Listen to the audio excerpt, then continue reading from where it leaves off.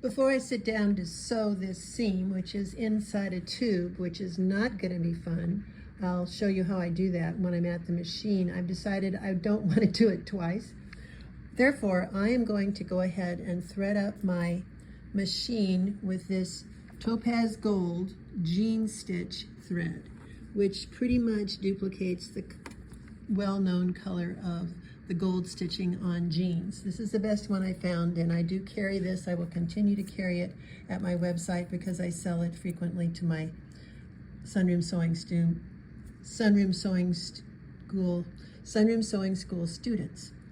This is my little box of jean stitching threads.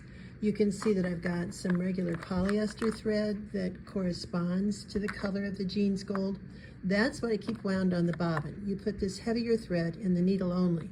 And speaking of the needle, I have found that you need to use a jeans 110 or even perhaps the superior top stitch needle for the heavier thread in the top. But I do not put that thread on the bottom. Instead, I put a matching color thread. I have just found it very convenient to have this stash of threads, bobbins, and needles in the colors that I might use in stitching on jeans. Well, ladies, here it is. I've got one leg pinned on, see? And to tell you the truth, I don't like it. So these pants, because there's stretching along the sides from Lycra giving away, I'm going to cut it off and add some ties, and it will become something else. What I've worked on so hard, at least there was some lessons for you.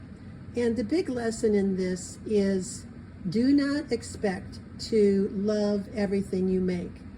My answer to that expectation is, hey, do you like everything that you buy and you have a chance to try it on? Well, give up the idea that you're going to love everything that you spend some time on, because honestly, that is just not how it works out. And this is an example of that. So on to the next thing. I will, however, save these bottom pieces that I worked on.